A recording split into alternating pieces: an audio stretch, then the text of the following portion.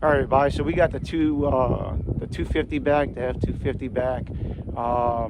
Mechanic had it for 2.5 months. I don't even think he messed with it for the first month. It was supposed to be, if I'm not mistaken, when I talked to him, it was a 3-day situation. You know, there was, to start off, there was more to it than just a water leak in the windshield. There were some wires that were eaten up by something, more than likely a squirrel or a mouse.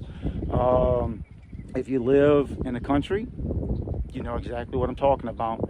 So with that being said, do not leave feed in your truck. In general, just when you have kids, don't leave food in your truck. That's number one. Now, as far as the issue at hand right now, we got the truck back. We've been having the truck for 2 weeks now. We knew we had to bring it back because he said he couldn't finish programming it because we didn't have technically a key fob with the Ford emblem on the back. The ones that I ordered and gave to him, had it cut, gave to him, they were key fobs, but they didn't have the Ford emblem on it. So we're giving those key fob, we ordered it, had it cut, we're giving that back to him. Now, within the 2 weeks, now new BCM, new wire harnesses, whole bunch of new shit, $12,000 almost worth of new shit, and it's not finished being programmed. But new windshield also. With that being said, we had a whole bunch of rain that came through the last couple of days. We still have a water leak.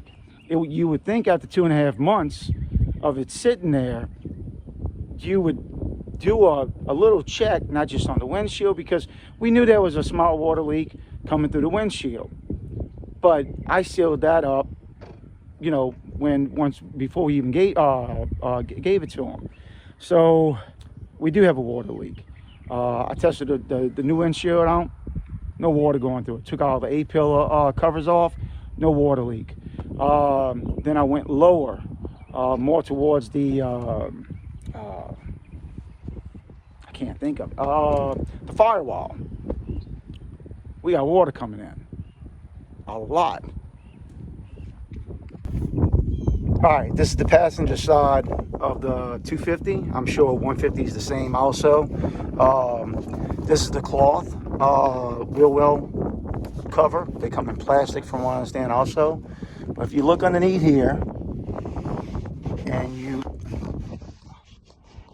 that is the antenna wire, and that's the grommet that is going into the side of, I'm assuming that's still considered a firewall, but it's going to the side, which goes right above your VCM is on the inside, right up in here.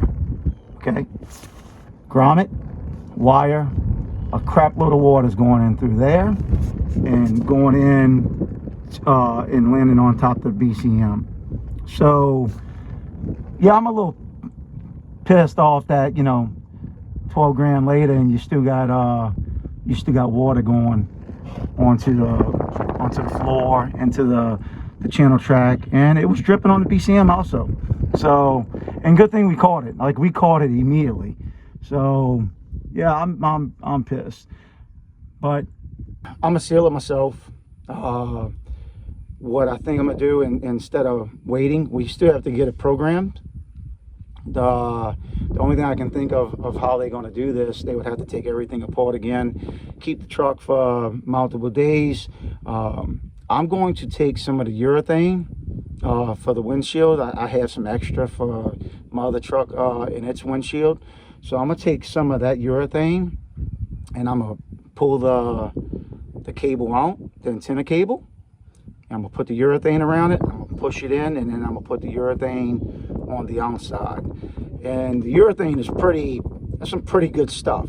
So, and then hopefully that seals the grommet, the antenna, and all that other crap onto the actual metal body. I hope. All right, so right here, I'm just going to take, and we're going to clean off the cable as much as possible. taking off the grommet and the metal. Messing with this urethane, the one thing I do recommend, if anything, wear gloves. I promise you, you won't regret it.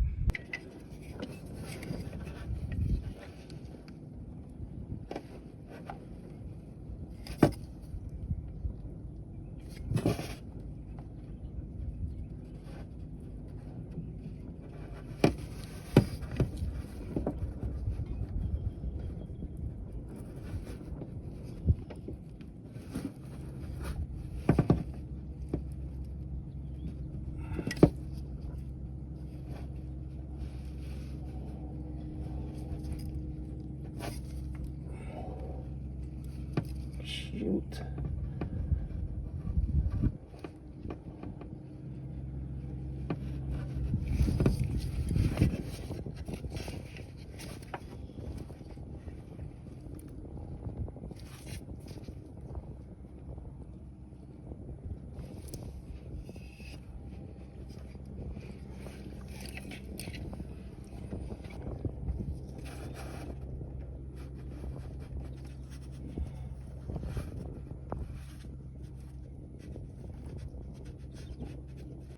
All right, urethane's on around the antenna, the grommet, onto the metal.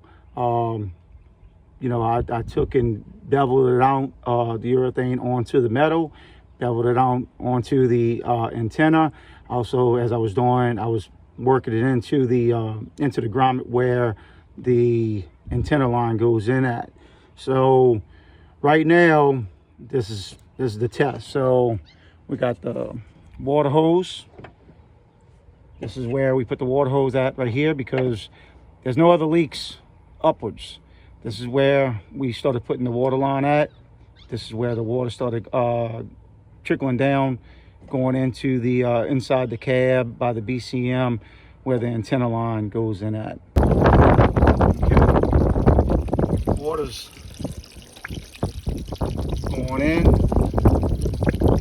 onto the firewall, trickling down.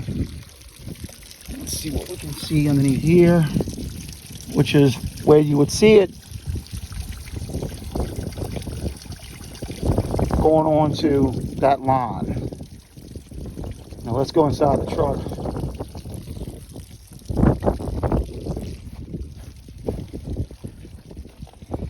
And see if we have any more water coming in. All right, so we ran the water at the lower section for about 10 minutes. No leaking whatsoever, and it ran for about 10 minutes. I wanted to test the windshield one last time just to give me peace of mind. This has been running for about 15 minutes, straight down the seam, and no leakage whatsoever. I'll come up here, bone dry, a little splashing from the water up top, but bone dry, nothing. Now, this is the issue.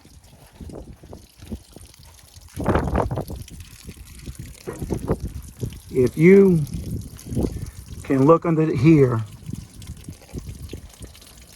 that water's coming down, just running straight down the antenna line. And that's going to go inside that grommet. That grommet was kind of wobbled out, whatever you want to call it. And it was going in there. So I can understand how that water is just pouring in there. The design, definitely a flaw. And it's just a shitty design. I don't even know if I want to call it a flaw. I would just say it's a shitty design.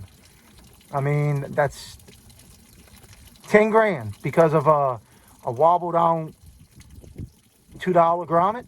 All right, so that's it. So a total of, let's say, almost three months.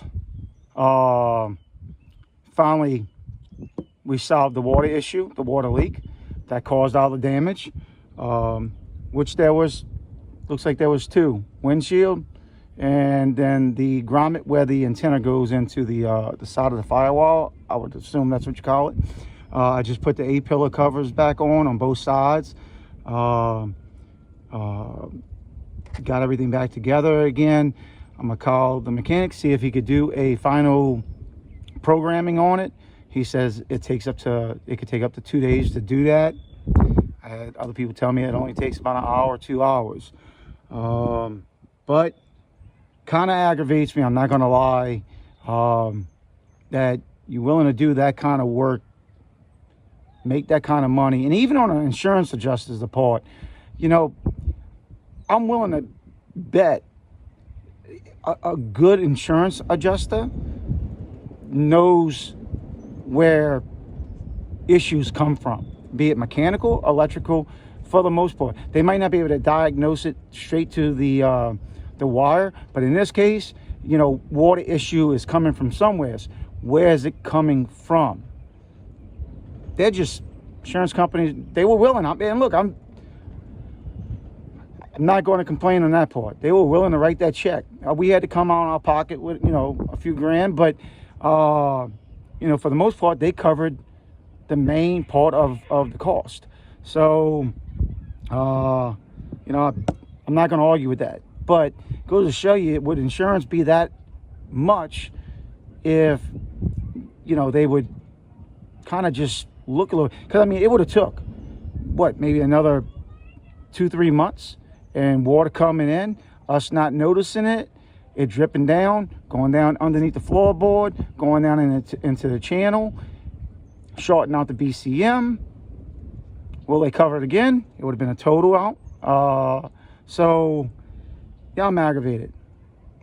But, and you know, if y'all having issues, that's the issue. Windshield, in my case, it was the windshield and the antenna cord going into the side firewall. So, and that's it. I took the urethane, and I mean, I went all the way around it, because that grommet is pretty small.